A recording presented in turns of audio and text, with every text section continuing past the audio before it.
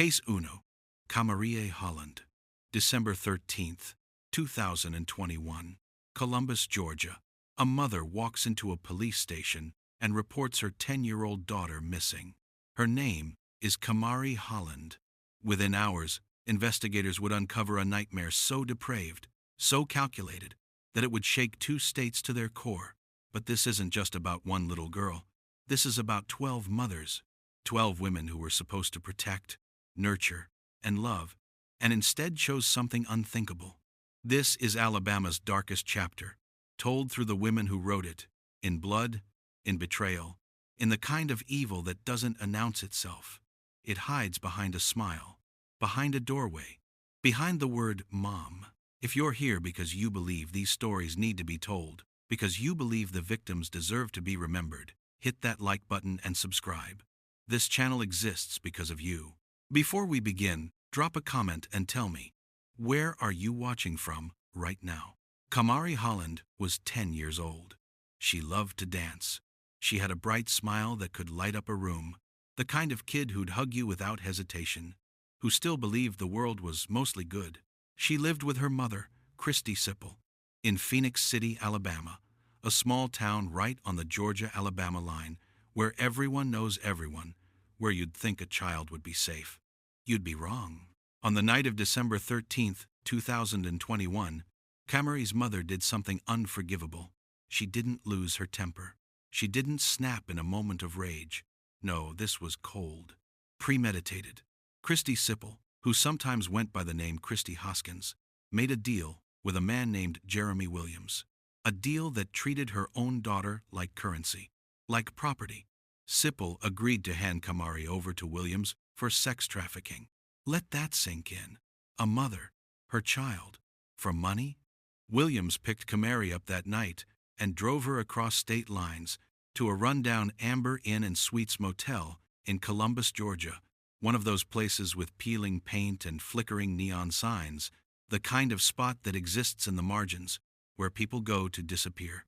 Camerie never came home. The next morning, Sipple walked into the Columbus Police Department and reported her daughter missing. She played the part, tears, panic, the distraught mother, but investigators weren't buying it. Something didn't add up. Phone records, text messages, surveillance footage. Within hours, the lies started cracking. And then they found Camerie. She was dead. Her body was discovered in that motel room, room 142. The horror of what Jeremy Williams did to that little girl in those final hours is almost too much to comprehend. Authorities later confirmed that Camerie had been sexually assaulted and murdered. The medical examiner's report painted a picture of unimaginable suffering. She was alone, scared, crying for a mother who sold her. Jeremy Williams was arrested and charged with capital murder. The evidence was overwhelming: digital trails, DNA, witness testimony. He didn't just kill Camerie Holland, he trafficked her, brutalized her, and discarded her like she was nothing. On April 15th, 2024, a Russell County jury handed down 4 capital murder convictions. The judge sentenced him to death. Williams now sits on Alabama's death row, waiting for the state to deliver the justice Camerie never got. But here's the thing that gnaws at you long after the verdict. None of this happens without Christy Sipple. None of it. She was the one person in the world Camerie should have been able to trust. The one person who was supposed to fight for her, protect her, keep her safe. Instead, she became the architect of her daughter's nightmare. On March 13th, 2024, Sipple stood in a federal courtroom and pleaded guilty to sex trafficking of a minor. She admitted it, said the words out loud. On July 18th, 2024, she was sentenced to 20 years in federal prison. 20 years for selling her daughter, for setting in motion the events that led to Camerie's death. Some people heard that sentence and thought it wasn't enough. Others figured no amount of time could ever balance the scales. Either way, Christy Sipple will spend the next 2 decades behind bars, knowing exactly what she did. Camerie Holland should be 13 years old right now. She should be in middle school, worrying about homework and friendships, and what to wear. She should be alive. But she's not, because the person who was supposed to love her most saw her as something to exploit. And Kamari's story? It's just the beginning. Case 2. Sarah Franco Tapia. October 12, 2019. Coleman County, Alabama. A quiet Saturday morning in a working-class neighborhood where families were just starting their weekend routines. Inside one home, 2 children were getting ready for the day. Taylor Garcia, 9 years old, was the kind of kid who asked a million questions. Curious, talkative, always drawing pictures or making up stories. Her little brother, Alvaro, was 3. Still in that stage where everything is magic, where a cardboard box can be a spaceship, and the backyard is an entire universe. They were just kids, normal kids, and by the end of that day, they'd both be dead. Their mother, Sarah Franco Tapia, killed them. Not in a moment of chaos, not in self-defense, not by accident. She made a choice, deliberate, methodical, and she carried it out with her own hands. The details are brutal. Taylor and Alvaro were stabbed to death inside their home. Multiple wounds, the kind of violence that takes time, that requires sustained intent. Investigators who arrived on scene later said it was one of the most disturbing crime scenes they'd ever processed. Blood spatter, small bodies, a mother standing nearby, covered in evidence of what she'd just done. When deputies arrived, Tapia didn't run. She didn't fight. She was calm, eerily calm in that way that makes your skin crawl because you know something inside her mind has broken in a way that can't be fixed. She was arrested on the spot and charged with 3 counts of capital murder. In Alabama, you can face multiple capital charges for a single event if the crime meets certain aggravating factors. In this case, the victims were children. That alone made it death penalty eligible. But here's where it gets complicated. Because Sarah Franco Tapia wasn't just evil, she was sick, mentally ill, in a way that raised immediate red flags for defense attorneys and prosecutors alike. Court-ordered psychiatric evaluations followed.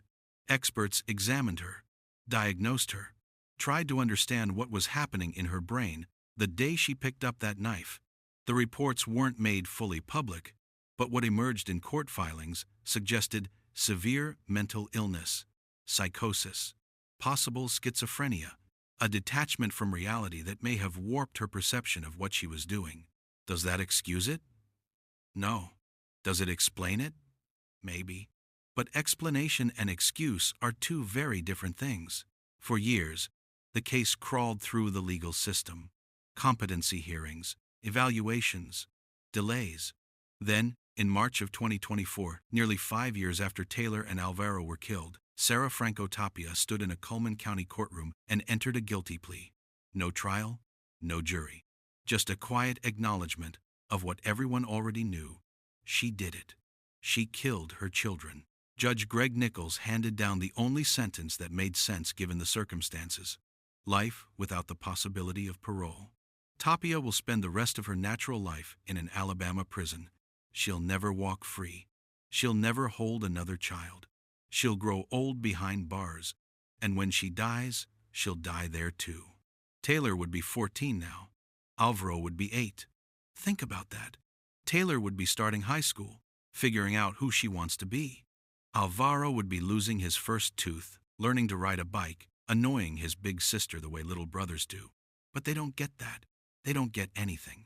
Because the person who was supposed to keep them safe decided for reasons we may never fully understand that they didn't deserve to live. What drives a mother to this? What fractures inside a person's mind that turns love into violence, protection into destruction? Is it illness? Is it evil? Is it some terrible combination of both? The truth is, we don't always get clean answers. We don't get a tidy explanation that makes sense of the senseless. Sometimes all we're left with is the wreckage. 2 small graves, a family shattered, a community haunted by the question, how did no one see this coming? But Sarah Tapia isn't the only Alabama mother whose actions defied comprehension. Case 3. Savannah Hardin. Lonesome Bend Road. Even the name sounds haunted. It's a rural stretch in Etowah County, Alabama, the kind of place where houses sit far apart, where you can hear crickets at night, and your nearest neighbor is a quarter mile away. The kind of place where what happens behind closed doors stays behind closed doors until it doesn't. February 2012. 9-year-old Savannah Hardin lived with her grandmother, Joyce Hardin Garrard, and her stepmother, Jessica May Hardin. By all accounts, Savannah was a typical kid, playful, energetic, maybe a little mischievous the way 9-year-olds are. She liked sweets. She liked to play. She was small for her age, delicate, the kind of child you'd instinctively want to protect. On February 17th, Savannah did something kids do. She lied. She'd eaten some candy bars, Reese's peanut butter cups, and a Snickers, according to reports, and when confronted about it, she denied it. A small lie. The kind of fib every child tells at some point. A moment that, in most homes, would result in a scolding, maybe a timeout, maybe losing dessert privileges for a week. But not in Joyce Hardin Garrard's house. Garrard decided Savannah needed to be punished. Not with a lecture, not with a grounding, with forced exercise. She ordered Savannah to run, and run, and run, for hours. Picture this. A 9-year-old girl, small and exhausted, being forced to jog up and down a gravel road in the Alabama heat, while her grandmother and stepmother watched. When she slowed down, they yelled at her. When she stumbled, they told her to keep going. When she begged to stop, they refused. Witnesses later said Savannah ran for nearly 3 hours straight. 3 hours. For a child that size, that's torture. Savannah collapsed. Her body gave out. She started having seizures, her brain and organs shutting down from severe dehydration and exhaustion. By the time they called 911, it was too late. Savannah Hardin was rushed to the hospital, but she never regained consciousness. She died on February 23, 2012, less than a week after her grandmother decided a candy bar warranted a death sentence. The autopsy confirmed what everyone suspected. Savannah died from complications of dehydration, exertion, and bladder issues she'd been dealing with. Her sodium levels were off the charts. Her organs had begun to fail. The medical examiner ruled it a homicide. This wasn't an accident. This was a direct result of what Joyce Hardin Garrard did, or rather, what she forced Savannah to endure. Garrard was arrested and charged with capital murder. The case went to trial in March 2015, and the evidence was damning. Witnesses testified. Doctors explained how Savannah's body broke down.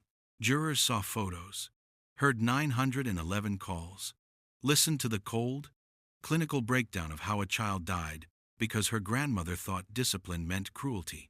The jury convicted Joyce Hardin Garrard of capital murder. Then came the sentencing phase. In Alabama, juries can recommend a sentence, but the judge makes the final call. The jury voted 7-5 inches favor of life in prison without parole, not the death penalty life. But Judge Randall Cole had the final word, and he agreed. He sentenced Garrard to life without the possibility of parole. She would never walk free. But justice, if you can even call it that, was short-lived. In August 2016, just over a year after her conviction, Joyce Hardin Garrard died in prison. Natural causes. She was 70 years old. Some people said it was mercy she didn't deserve. Others said it was the only mercy Savannah never got. Jessica May Hardin, Savannah's stepmother, was also charged. She didn't run Savannah to death herself, but she stood by and watched. She did nothing to stop it. In a plea deal, she was convicted of aggravated child abuse and received a split 20-year sentence, meaning she'd serve part of it behind bars and the rest on probation. She's out now, living her life. Moving on. Savannah doesn't get to do that. Here's what haunts me about this case. It started with candy. A lie about candy. That's it. Not a violent outburst. Not defiance. Not something dangerous. A child ate a few pieces of chocolate and tried to cover it up the way children have done since the beginning of time. And Joyce Hardin Garrard responded with such rage, such unrelenting cruelty, that she killed her own granddaughter. Discipline is supposed to teach.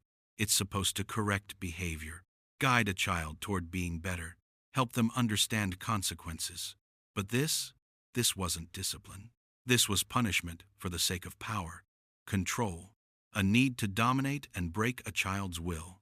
And in doing so, Joyce Harden Garrard broke Savannah's body instead. Savannah Harden would be 22 years old today. She'd be finishing college, maybe starting a career, falling in love, figuring out who she wants to be in this world. But she never got the chance, because the people who were supposed to love her decided a candy bar was worth more than her life. What time is it where you are? Drop it in the comments. I love seeing when you all tune in. Case Fear. Natalie chased ablaze. March 2010. A wooded area in Citronelle, Alabama. Dense trees, mud-slick trails, the kind of place hunters and hikers know, but most people never see. Someone stumbles across something that doesn't belong. Small bones, scattered, partially buried. The police are called. Forensic teams arrive. And within days, they confirm what everyone feared. These are the remains of a child. Her name was Natalie DeBlase. She was 5 years old when she died. But here's the thing, Natalie wasn't the only victim. Just weeks later, in December 2010, more remains were discovered across state lines in Van Cleve, Mississippi. Another child, another shallow grave, hidden in the woods, like a secret no one was supposed to find. This time, it was a boy. Chase DeBlase. He was 3, 2 children, 2 states, 2 parents responsible. Most of the cases we've covered so far have focused on mothers, women who betrayed the most fundamental bond a human being can have. But this one's different. Because Natalie and Chase DeBlase didn't die at the hands of just one monster. They had 2. Their father, John Joseph DeBlase, and their stepmother, Heather Lavelle Keaton. And together, they created a nightmare. John DeBlase and Heather Lavelle Keaton were living in Mobile, Alabama, in the late 2000s. John had 2 young children from a previous relationship, Natalie and Chase.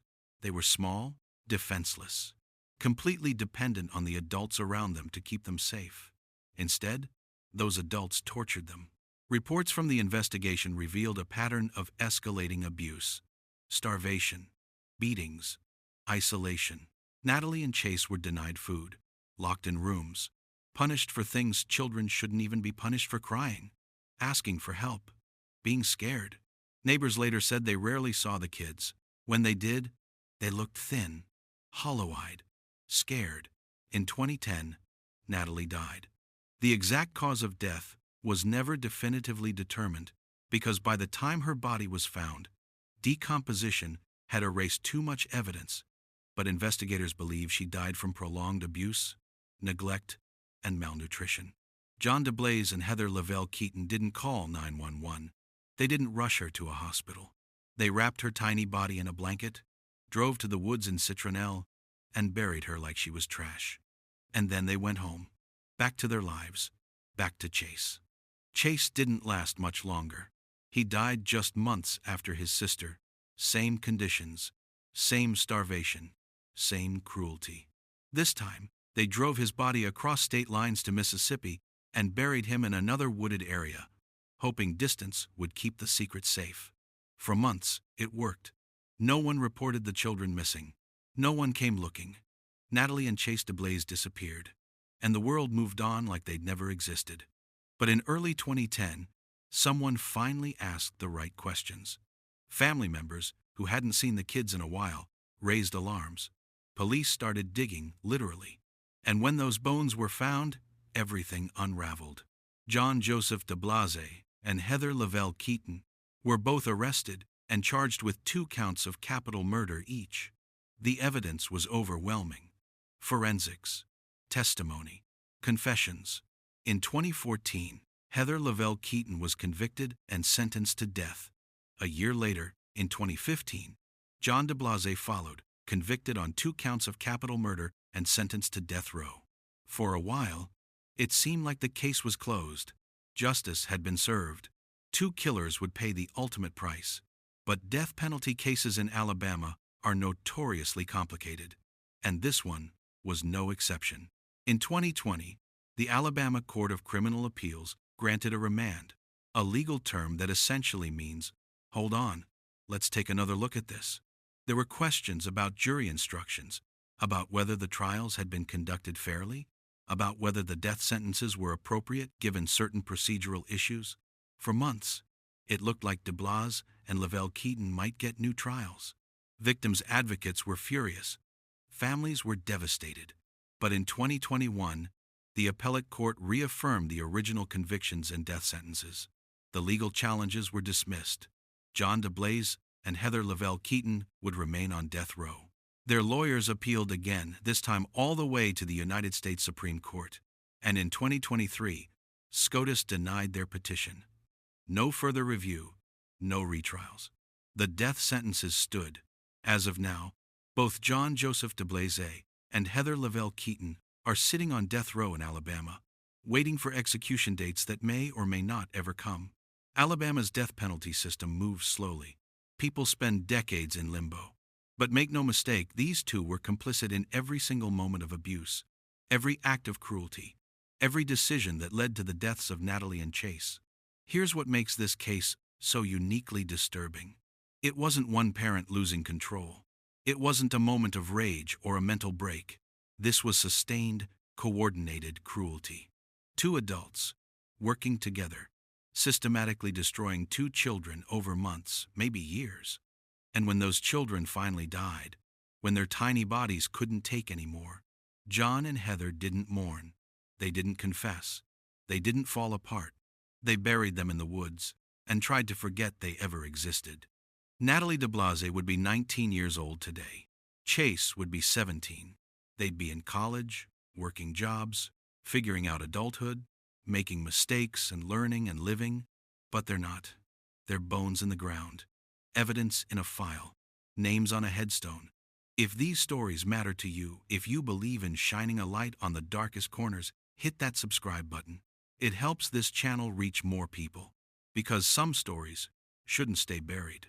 Case Pianch, Stephanie Shea Graham, July 5, 2007, Phoenix City, Alabama, same town where Camerie Holland would be murdered 14 years later. It's a small place, the kind of community where tragedy leaves a permanent scar. On this particular summer night, a young woman named Stephanie Graham, everyone called her Shea, was gunned down in her home. She was 23 years old, a mother herself. She had her whole life ahead of her. Shea was shot multiple times at close range. The kind of killing that's personal, deliberate, execution style. Neighbors heard the shots. Police arrived to find her body still warm, blood pooling on the floor, evidence of a targeted hit. This wasn't a robbery gone wrong. This wasn't a random act of violence. Someone wanted Shea Graham dead. Within days, investigators identified a suspect, Kenneth Walton, a local man with a criminal record and ties to Shea's family. He was arrested, questioned, and eventually, he started talking. What he said changed everything. Kenneth Walton admitted to pulling the trigger, but he didn't act alone. He didn't have a personal grudge against Shea. He didn't know her well enough to hate her. No, Walton was hired, paid, contracted to commit murder. And the person who hired him? Shea's own mother, Lisa Leanne Graham. Let that sink in for a second. A mother, hiring a hitman to kill her daughter. The motive? That's where it gets murky. Prosecutors believed it was financial life insurance policies, potential inheritance, money that Lisa Graham thought she could access if Shea was out of the picture. Others speculated it was jealousy, resentment, some deep-seated hatred that had been festering for years. Family members later testified that Lisa and Shea had a complicated, often toxic relationship. There were arguments, tension, a history of conflict that most people assumed was just typical mother-daughter friction. But it was more than that. Much more. Lisa Graham didn't lose her temper and lash out in a moment of rage. She didn't snap. She sat down, made a plan, found someone willing to kill for cash, and set it in motion. She looked at her daughter, her own flesh and blood, and decided she was worth more dead than alive. Kenneth Walton carried out the hit. He went to Shea's home, knocked on the door, and when she opened it, he shot her. Multiple times. He left her bleeding out on the floor, collected his payment, and tried to move on like it was just another job. But murder doesn't stay buried. Not for long. Walton was convicted of murder in 2012 and sentenced to life in prison without the possibility of parole. He'll die behind bars. But Walton was just the weapon. Lisa Leanne Graham was the one who loaded it and pointed it at her daughter. Lisa's trial took years. Building a murder-for-hire case is complicated. You need evidence of conspiracy, communication, payment, intent. Prosecutors pieced it together. Phone records, financial transactions, witness testimony from people who heard Lisa talk about wanting Shay gone. In 2015, Lisa Leanne Graham was convicted of capital murder and sentenced to death. The jury heard everything. They saw the coldness, the calculation, the absolute absence of maternal instinct, and they decided she deserved the ultimate punishment. But Lisa Graham wasn't going down without a fight. Her defense team filed appeal after appeal, challenging the conviction, the evidence, the sentence. In 2019, the Alabama Court of Criminal Appeals denied her petition. In 2020, another appeal was shot down. Every legal avenue was exhausted. Every argument was rejected. As of now, Lisa Leanne Graham sits on death row at the Julia Tutwiler Prison for Women in Wetumpka, Alabama, waiting for an execution date that hasn't been set. Here's what I can't get past: the premeditation. If Lisa Graham had killed Shay in a fit of rage, if she'd grabbed a weapon in the heat of an argument and things spiraled out of control, it would still be horrific. But at least it would make some kind of twisted emotional sense. But this was cold, methodical. She had time to think about it, time to change her mind, time to realize what she was doing. And she did it anyway. There's something uniquely chilling about outsourcing your own child's murder. It's not just the act itself, it's the detachment, the ability to look at another human being, someone you carried and raised and knew intimately, and reduce them to a problem that needs solving, a transaction, a payout. Shay Graham had a son. He was young when his mother was killed. He lost her because his grandmother decided money, or pride, or whatever twisted motive festered in Lisa Graham's mind was more valuable than Shay's life. Stephanie Shay Graham would be 40 years old today. She'd be raising her son, maybe grandkids by now. She'd be living a full, messy, beautiful life. But she's not. Because the person who was supposed to love her most hired someone to make sure she'd never grow old. But some of these cases are still unfolding. Case 6. Jonah James Thornton. August 1st, 2025. Athens, Alabama. This one's different. This one's still raw. The investigation is active. The case is still winding its way through the legal system. And the details that have emerged so far are absolutely gut-wrenching. Jonah James Thornton was an infant, not a toddler, not a child who could walk or talk or defend himself in any way. A baby, helpless, completely dependent on the adults around him for every single need: food, warmth, safety, love. And on that August morning, Jonah died. Emergency responders were called to a home in Athens, a city in Limestone County, northern Alabama, not far from the Tennessee border. When they arrived, they found Jonah unresponsive. Paramedics tried to revive him. They rushed him to the hospital, but it was too late. Jonah James Thornton was pronounced dead shortly after arrival. At first, authorities charged his mother with aggravated child abuse. That alone tells you something was seriously wrong. Aggravated child abuse means there's evidence of serious physical harm, neglect, or torture. It's not a charge you file lightly.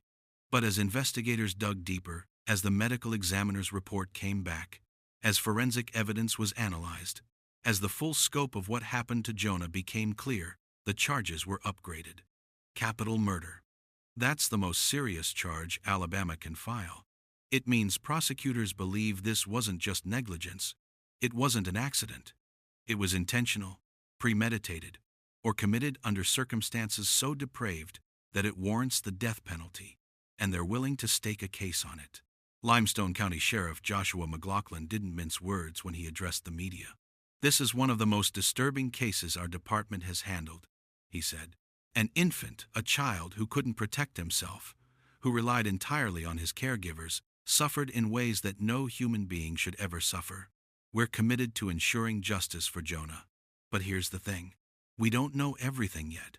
The case is still pending before a grand jury.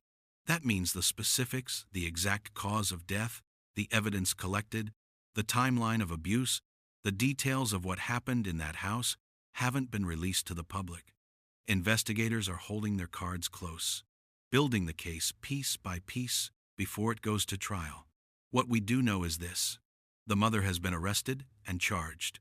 She's being held without bond. The district attorney's office has signaled that they intend to pursue capital murder charges to the fullest extent, which in Alabama means the death penalty is on the table. And the community of Athens, tight-knit, working class, the kind of place where people know their neighbors, is reeling. Because when a baby dies, everyone feels it. There's something uniquely horrifying about infant death. Babies are supposed to be protected. They're supposed to be safe. They represent innocence in its purest form. And when that innocence is violated, when the person responsible for keeping them alive is the one who ends their life, it shakes people to their core. Jonah's case is still unfolding as we speak. There will be court hearings, grand jury proceedings, evidence presented, witnesses called, and eventually, if the case goes to trial, a jury will sit in a courtroom and hear every agonizing detail of what happened to this baby boy in the final hours of his life. But right now, we're in the waiting phase, the phase where the questions outnumber the answers. What exactly happened to Jonah? How long did he suffer? Were there warning signs? Did anyone try to intervene? Could this have been prevented? Those answers will come, they always do. But for now, all we're left with is the image of a baby who should still be here. Jonah James Thornton should be 6 months old right now. He should be learning to roll over, to smile, to recognize faces. He should be experiencing the world for the first time: light, sound, touch, love. Instead, he's gone. And his mother is sitting in a jail cell, waiting to face a grand jury that will decide whether she spends the rest of her life in prison or whether the state of Alabama will seek her execution. We'll be following this case as it develops, because Jonah deserves that. He deserves to be remembered. He deserves justice. What's the weather like where you are today? Sunny? Rainy? Let me know below. Case 7. Blessance Pearl. August 9th, 2025. West Gadsden Funeral Home, Gadsden, Alabama. A funeral home is supposed to be a place of dignity, a place where families say goodbye to loved ones with reverence, where death is handled with care and ritual. It's not supposed to be a crime scene, but on that Friday morning, that's exactly what it became. Employees arrived for work and were preparing for the day's services when they noticed something off. A hearse, one of the funeral home's own vehicles, was parked in an unusual spot. Someone decided to check it out. They opened the back door, and what they found inside would haunt them for the rest of their lives. The body of a child, a little girl, wrapped in blankets, hidden in the very vehicle, meant to transport the deceased with dignity and respect. Her name was Blessance Pearl. She was 4 years old. Stop and think about that for a second. A funeral home, a hearse, her own child. Gadsden police were called immediately. The scene was secured. Investigators swarmed the funeral home, treating it like the crime scene it had become. The Etowah County Coroner's Office was brought in. An autopsy was ordered, and within hours they had a suspect: Terica Pearl, Blessance's mother.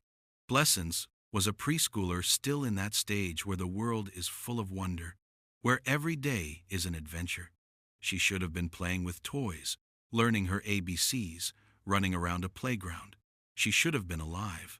But according to investigators, Terica Pearl had other plans. The details of how Blessance died haven't been fully released to the public yet. This case is still pending trial, and prosecutors are being careful about what they disclose. But what we do know is chilling. Terica Pearl was arrested and charged with capital murder. That's not a charge you file unless the evidence is overwhelming, unless you believe beyond any doubt that this was intentional, calculated, and brutal. The evidence against her? It's mounting. Forensic teams found fiber evidence, microscopic threads, and materials that linked Terica to the crime scene and to Blessance's body. Fiber evidence is powerful in court because it's hard to fake. hard to explain away. If the prosecution can show that fibers from Terica's clothing, her car, or her home match fibers found on Blessant's or the blankets she was wrapped in, that's damning. Then there's the surveillance footage. Funeral homes, like most businesses, have security cameras. Investigators pulled that footage and found exactly what they needed: video evidence showing Terica Pearl's movements in and around the funeral home. We don't know exactly what's on those tapes, but it was enough to secure an arrest warrant and build a capital murder case. Terica Pearl was brought before Judge George Day Jr. for a bond hearing. Her defense attorney argued for her release, citing her ties to the community, her lack of prior criminal history, the presumption of innocence. But Judge Day wasn't having it. He denied bond. Terica Pearl remains in the Etowah County Detention Center, waiting for her day in court. Here's what makes this case so uniquely disturbing: the funeral home. Why there? Why a hearse? Did Terica work there? Did she have access to the building? Was this a desperate attempt to hide the body in a place where dead bodies wouldn't raise suspicion? Or was it something darker, some twisted symbolism, some final act of control over a child she'd already destroyed? We don't have those answers yet. The trial hasn't started. Discovery is still ongoing. Prosecutors are building their case piece by piece, and when it finally goes before a jury, we'll hear the full story: the timeline, the motive, the evidence, the horror of what happened to Blessance in the days or hours before her body was hidden in that hearse. But here's what we know for certain. Blessance Pearl was 4 years old. She was small, vulnerable, completely dependent on her mother for safety and love. And instead of protection, she got violence. Instead of care, she got cruelty. And instead of a proper goodbye, her tiny body was stuffed into the back of a hearse like she was something to be discarded. Gadsden is a small city, about 33,000 people. The kind of place where news travels fast, where everyone knows someone who knows someone. When word got out about what happened at the funeral home, the community was horrified. Vigils were held. Teddy bears and flowers appeared outside the building. People who'd never met Blessance mourned her anyway, because how could you not? Terica Pearl's trial is expected sometime in 2026. The district attorney has indicated they're pursuing the death penalty. If convicted, she'll join the small but growing number of women on Alabama's death row, women who committed acts so heinous, so unforgivable, that the state decided their lives should be forfeit. Blessance Pearl should be alive right now. She should be starting kindergarten, making friends, learning to read. She should be annoying her parents with endless questions and sticky fingers and bedtime negotiations, but she's not. She's gone. And the person responsible is the one person who should have protected her above all else. Case Otta, Tracy Grissom. May 15, 2012. Tuscaloosa County, Alabama. A 911 call comes in just after midnight.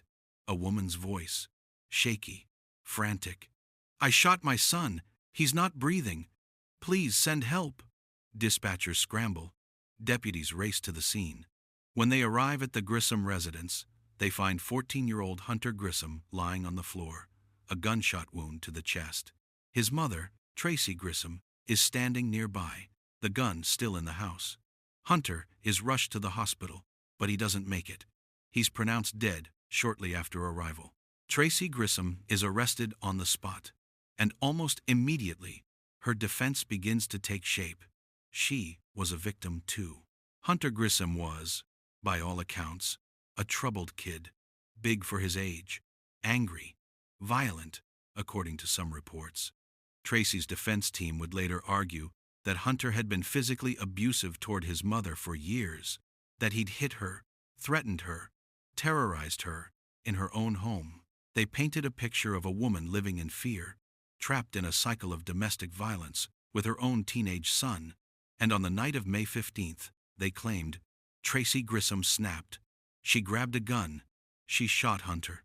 Not out of malice, they said, but out of desperation, self-defense, survival. The prosecution saw it differently. Yes, Hunter had behavioral issues. Yes, there had been incidents of violence in the home, but on the night he died, investigators found no evidence of an immediate threat, no signs of a struggle. No injuries on Tracy that would suggest she'd just been attacked. The forensic evidence told a story that didn't match her claims. Hunter was shot once, in the chest, at close range. He wasn't charging at her. He wasn't in the middle of an assault. He was just there. And Tracy Grissom pulled the trigger. The case went to trial in 2014. Tracy's defense leaned heavily on claims of PTSD and battered woman syndrome, psychological conditions that can develop in people who've experienced prolonged abuse. Expert witnesses testified. Therapists explained how trauma can warp perception, how fear can become so overwhelming that a person genuinely believes their life is in danger, even when it's not. The defense argued that Tracy Grissom, after years of abuse at Hunter's hands, had reached a breaking point, that she acted out of a warped sense of self-preservation. The jury didn't buy it. Tracy Grissom was convicted of murder, not capital murder, but murder nonetheless. The jury found that while there may have been a history of conflict, the shooting itself wasn't justified. It wasn't self-defense. It was a mother killing her son. The judge sentenced her to 25 years in prison. But Tracy wasn't done fighting. Her legal team filed appeals, arguing that the trial court had failed to properly consider her mental state, that the jury instructions were flawed, that the PTSD and battered woman syndrome evidence should have carried more weight. In appeal after appeal, they made the same argument. Tracy Grissom was a victim who fought back, not a murderer. The Alabama Court of Criminal Appeals disagreed. In their written opinion, they acknowledged the complexity of the case, the history of violence, the psychological toll, the genuine fear Tracy may have felt, but they also made it clear. Fear doesn't give you the right to kill someone who isn't actively threatening you in that moment. Abuse doesn't erase accountability. Tracy Grissom had options. She could have called the police. She could have left. She could have sought help. Instead, she chose a gun. Her appeals were denied. The conviction stood. The sentence stood. As of now, Tracy Grissom is still incarcerated in an Alabama state prison, serving out her 25-year sentence. She'll be eligible for parole eventually, but that's years away. Here's where this case gets complicated and why it's worth talking about. Because unlike some of the other stories we've covered, this one doesn't have a clear villain. Tracy Grissom wasn't a monster who tortured her child for fun. She wasn't a sadist. She wasn't trafficking her son or starving him or forcing him to run until he died. By all accounts, she was a woman in a bad situation, dealing with a violent teenager, struggling to maintain control in her own home. But here's the thing. Being a victim doesn't automatically make you innocent. Suffering doesn't give you a free pass to take a life. And the law, rightly or wrongly, draws a line. Self-defense requires an immediate threat. It requires proportionality.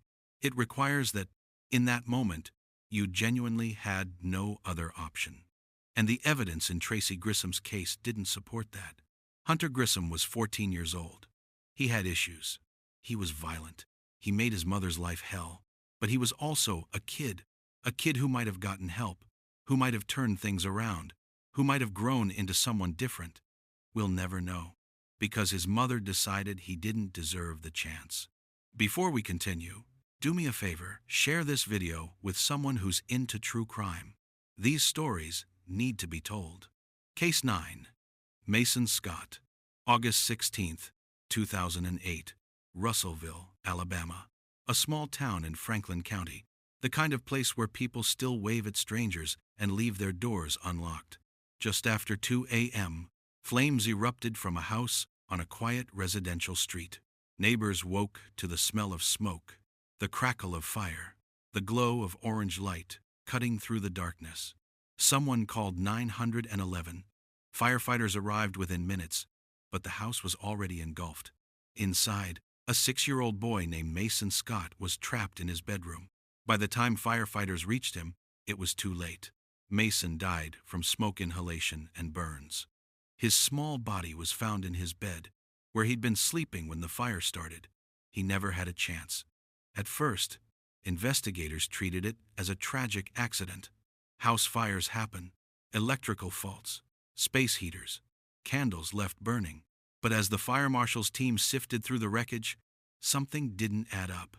The burn patterns were wrong. There were multiple points of origin, meaning the fire didn't start in one place and spread naturally. It had been set deliberately. This wasn't an accident. This was arson. And the person who set it? Mason's mother, Christy Michelle Scott. Christy was 29 years old, a single mom raising Mason on her own. To the outside world, she seemed like she was struggling, but managing, working, paying bills, doing her best. But behind closed doors, something darker was brewing. Investigators would later piece together a motive that was as cold as it was calculated: life insurance. Christy had taken out a $150,000 life insurance policy on Mason just months before the fire. A 6-year-old child. A policy that size. Red flags everywhere. But at the time, no one questioned it. Insurance companies process applications every day. Parents insure their kids. It's not unusual, except when it is. On the night of August 16th, Christy Scott poured accelerant, likely gasoline, in multiple locations throughout the house. She lit the fire. She made sure it would spread fast, that it would consume everything. And then she left. She walked out of that house, leaving her son asleep in his bed, and she let him burn. Neighbors saw her outside as the flames grew. She was screaming, crying, playing the part of the devastated mother. My baby's inside." But firefighters later testified that she didn't try to go back in. She didn't fight them when they held her back. She just stood there, watching. The investigation moved quickly. Arson investigators found the accelerant.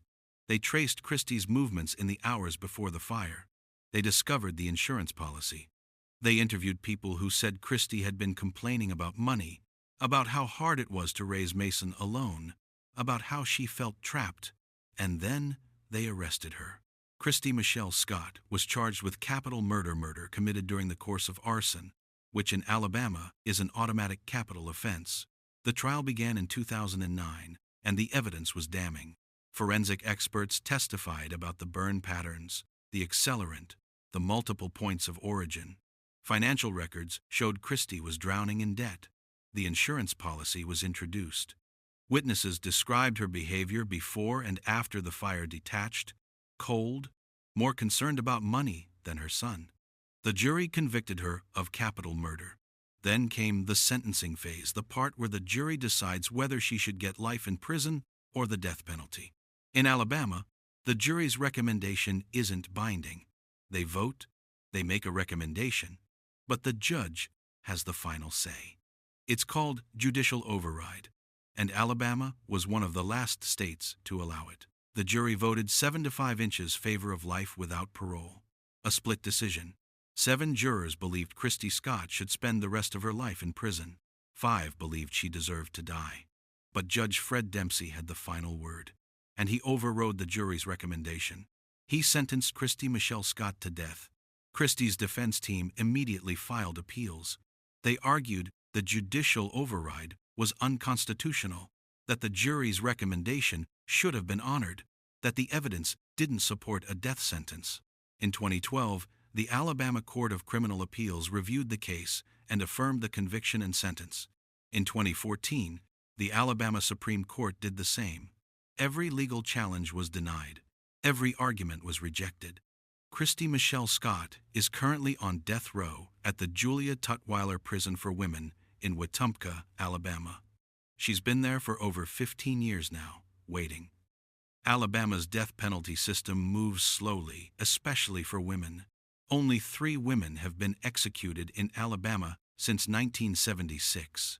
Christy may spend the rest of her natural life in that cell, or she may eventually be strapped to a gurney and given a lethal injection. Either way, she'll never walk free. Here's what haunts me about this case: the method. Fire is one of the most agonizing ways to die. It's slow. It's painful.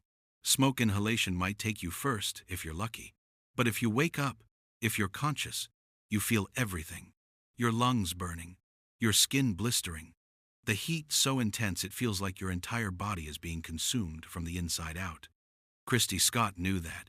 She knew what fire does, and she said it anyway. She poured the gasoline. She struck the match.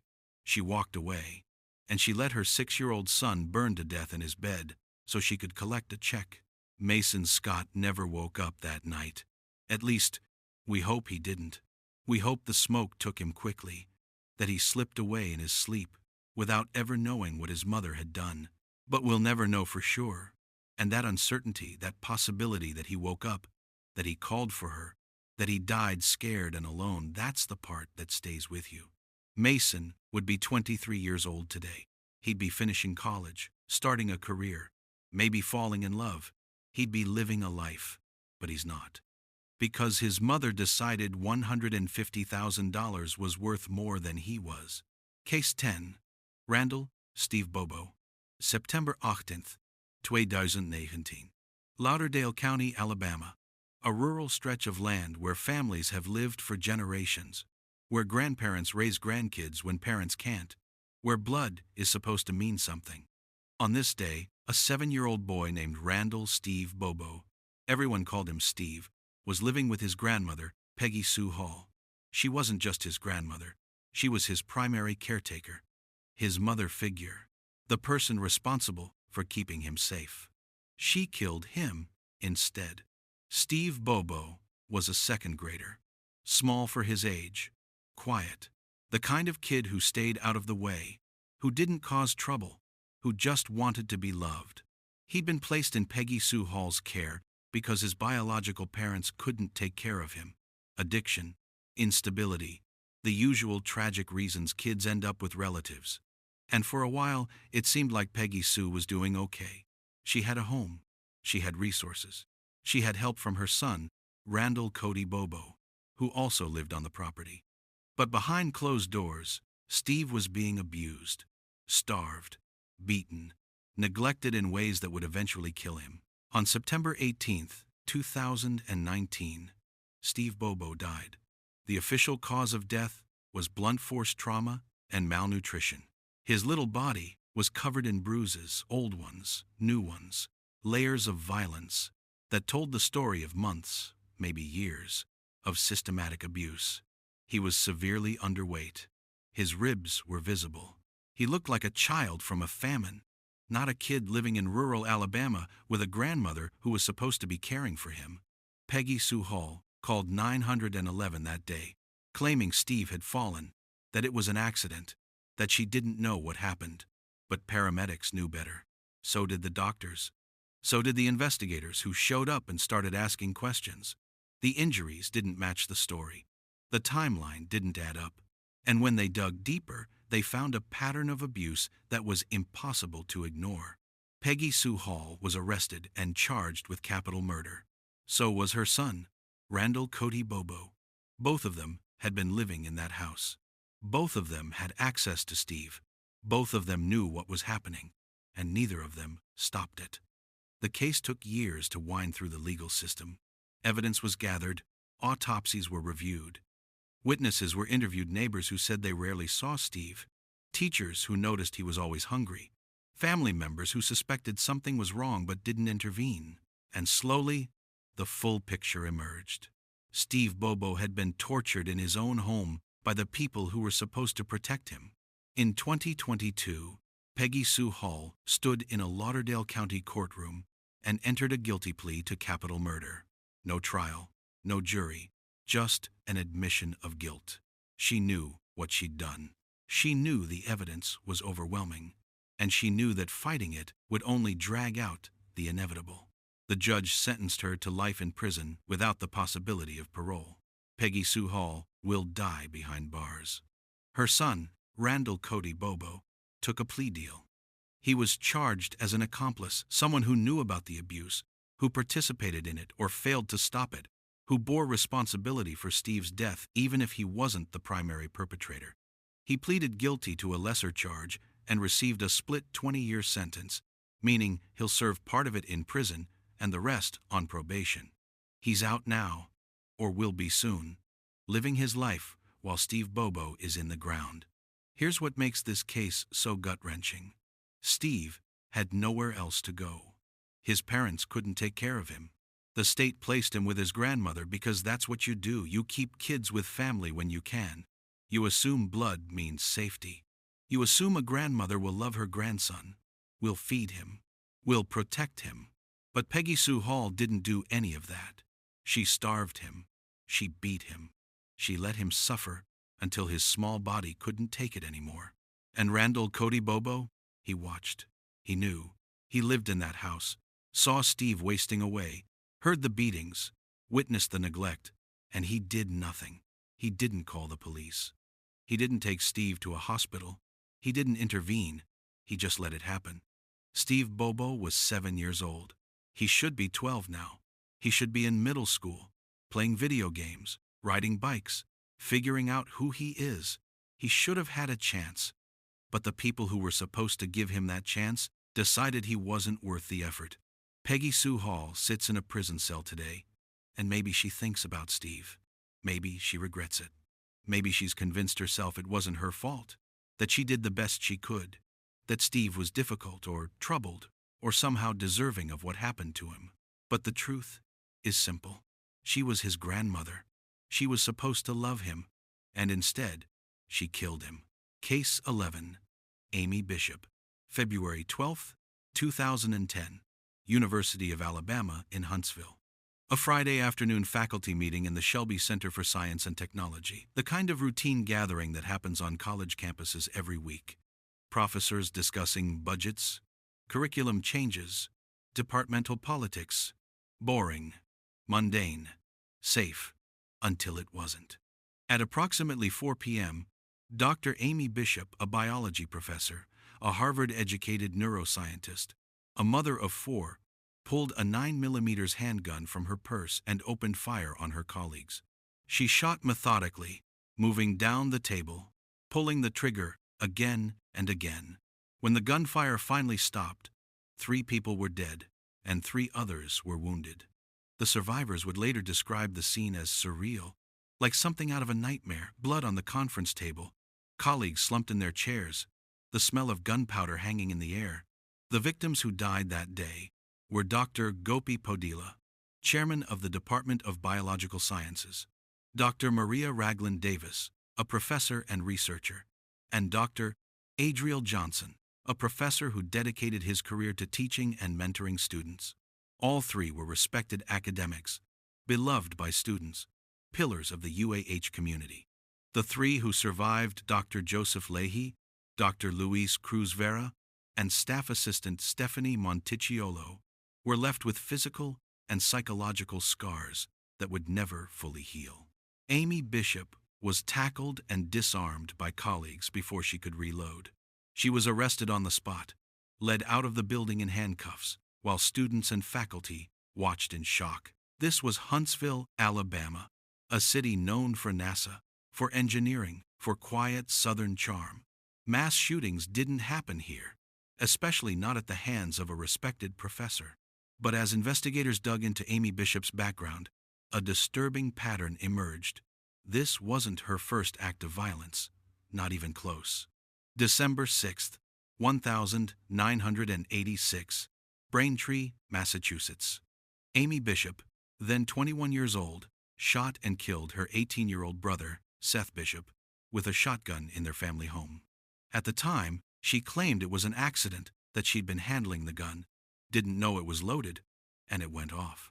The local police investigated, and after questioning Amy and her mother, they ruled it an accidental shooting. No charges were filed. Amy walked away. But decades later, after the UAH massacre, Massachusetts authorities reopened the case. They reviewed the evidence. They re-interviewed witnesses, and what they found didn't match the accident narrative. There were inconsistencies in Amy's story. Witnesses reported that after shooting Seth, Amy had fled the house with the shotgun and pointed it at a car full of people, demanding they give her a ride. She was acting erratically, aggressively, not like someone in shock from an accident, but like someone in the middle of a violent episode. In 2010, a grand jury in Massachusetts indicted Amy Bishop for the 1986 murder of her brother. But by then, she was already facing multiple murder charges in Alabama. The Massachusetts case was eventually dropped, not because she was innocent, but because she was already going to spend the rest of her life in prison. Back in Alabama, the case against Amy Bishop was airtight. There were dozens of witnesses, surveillance footage, forensic evidence. The gun was recovered. Her motive became clear during the investigation. Amy had been denied tenure at UAH. Her contract wasn't being renewed. She was losing her job, her status, her identity as a professor. And rather than accept that rejection, rather than move on and find another position, she decided to kill the people she blamed for her failure. Amy Bishop's trial was set for 2012, but she never made it to a jury. In September of that year, she stood in a Madison County courtroom and pleaded guilty to 1 count of capital murder and 3 counts of attempted murder. She was sentenced to life in prison without the possibility of parole. A separate federal case added another life sentence. Amy Bishop will never leave prison. She'll die there. But here's what makes this case so chilling. Amy Bishop wasn't some unhinged loner living on the fringes of society. She was educated, Harvard undergrad, PhD in genetics. She was a mother of 4 children who, by all accounts, she loved. She was a professor, a scientist, someone who dedicated her life to research and teaching. She had a husband, a home, a career. From the outside, she looked stable, successful, normal, and yet, beneath that surface, something was deeply, fundamentally broken. The 1,986 shooting of her brother should have been a warning sign. The erratic behavior, the violence, the inability to accept consequences, it was all there, but it was ignored, swept under the rug, explained away. And 24 years later, 3 more people paid the price. Every year, on February 12th, the University of Alabama in Huntsville holds a memorial service for Dr. Podilla, Dr. Davis, and Dr. Johnson. Students and faculty gather to remember them, to honor their contributions, to acknowledge the lives that were stolen. The Shelby Center still stands, classes still meet there, life goes on, but the scars remain. Amy Bishop is currently incarcerated at the Julia Tutwiler Prison for Women in Wetumpka, Alabama. She's in her late 50s now, spending her days in a cell, cut off from the academic world she once inhabited, from the children she once raised, from the life she once had. She'll never teach again. She'll never publish another paper. She'll never attend another faculty meeting. And maybe, in the quiet moments, she thinks about what she did. Maybe she replays that day in her mind, the moment she pulled the gun from her purse, the look on her colleagues' faces, the sound of the shots echoing in that small conference room. Maybe she regrets it, or maybe she's still convinced she was justified, that they deserved it, that she was the victim. Either way, 3 people are dead, 3 families were destroyed, and a community was left to grapple with the reality that evil doesn't always announce itself. Sometimes it sits across from you at a faculty meeting. Sometimes it has a PhD. Sometimes it's a mother. Case 12. Amora Wiggins, Opelika, Jane Doe. January 28, 2012. A wooded area off Hurst Street in Opelika, Alabama. A man walking through the brush stumbles across something that stops him cold. Human remains. Small, partially decomposed. The bones of a child. Police are called. The scene is secured. Forensic teams arrive and begin the painstaking work of recovery and identification.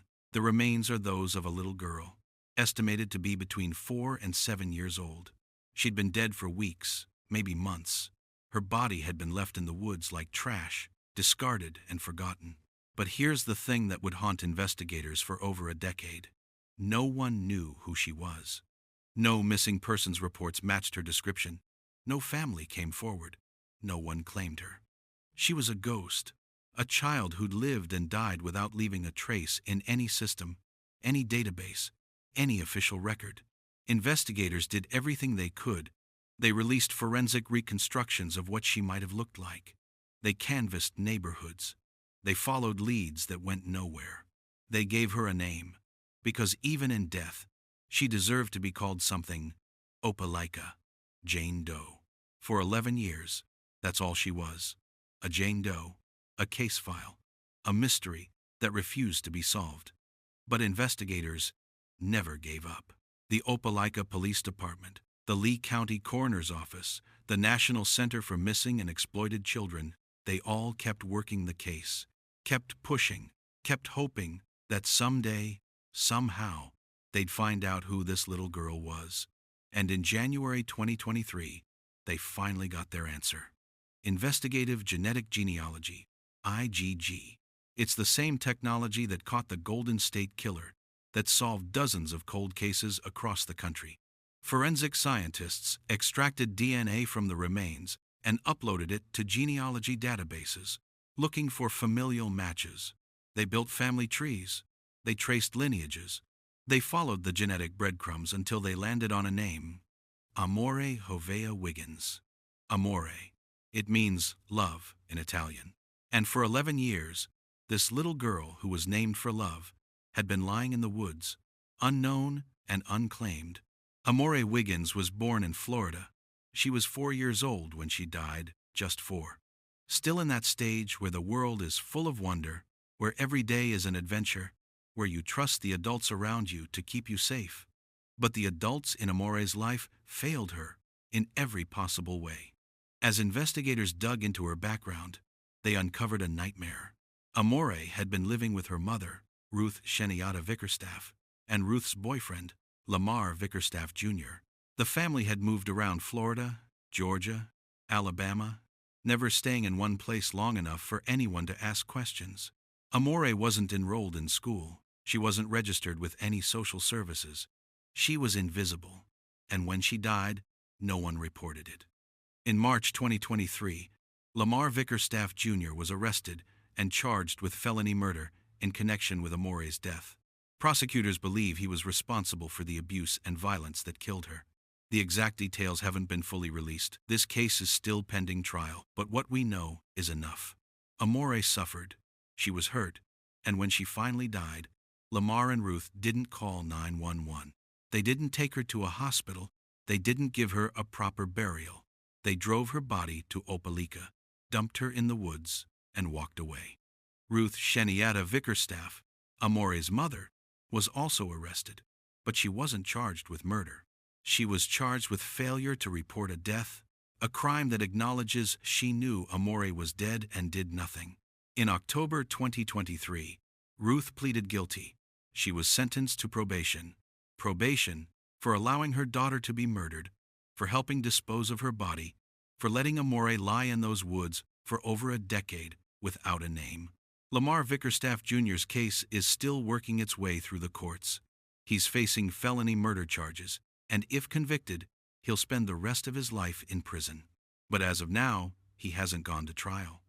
The wheels of justice turn slowly, and while they turn, Amore is still waiting. Here's what breaks my heart about this case: the invisibility. Amore Wiggins lived for 4 years, and in that time, she never showed up on anyone's radar.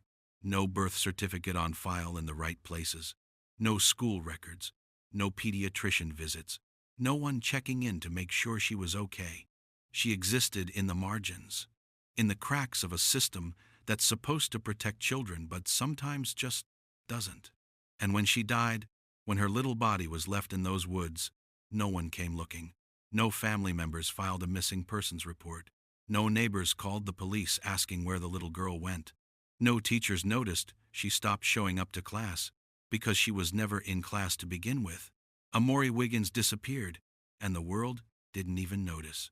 For 11 years, she was Opelika Jane Doe, a nameless victim, a cold case, a tragedy without a face. But now we know. Now she has her name back. Amore Hovea Wiggins. She was 4 years old. She loved to play. She deserved so much better than what she got. Amore would be 17 years old today. She'd be finishing high school, thinking about college or a career, figuring out who she wants to be. She'd be on the cusp of adulthood, full of potential and possibility, but she never got that chance. Because the people who were supposed to love her, the people who were supposed to protect her, decided she didn't matter. 12 mothers, 12 unthinkable acts, 12 scars on the state of Alabama. Camerie Holland, Taylor and Alvaro Garcia, Savannah Hardin, Natalie and Chase de Blase, Stephanie Shea, Graham, Jonah James Thornton, Blessings Pearl, Hunter Grissom, Mason Scott, Randall Steve Bobo, Dr. Gopi Podila, Dr. Maria Raglan Davis, Dr. Adriel Johnson, and the Students and Colleagues Forever Changed by Amy Bishop's Violence. And Amore Jovea Wiggins, the little girl who spent 11 years without a name. These aren't just cases. They're not just headlines or crime statistics. They're lives real, breathing, irreplaceable lives stolen by the people who were supposed to protect them. Mothers, grandmothers, caregivers, the very people society tells us to trust above all others. And that's what makes these stories so deeply, fundamentally disturbing. Because if you can't trust your own mother, who can you trust? Evil doesn't always announce itself. It doesn't wear a mask or carry a sign. Sometimes it looks like a normal family. Sometimes it hides behind closed doors in small Alabama towns, where everyone knows everyone. Sometimes it sits across from you at a faculty meeting, or stands in line at the grocery store. And sometimes it calls itself Mom. But here's why these stories matter. Because silence protects predators. Because forgetting erases victims. Because every time we tell these stories, every time we say their names, we're acknowledging that their lives had value, that they mattered, that they deserved better. We owe them that much. We owe them the truth, no matter how ugly it is. Justice has come for some of these women. Death row, life without parole, decades behind bars. But for others, the cases are still unfolding. Grand juries are still deliberating. Trials are still pending.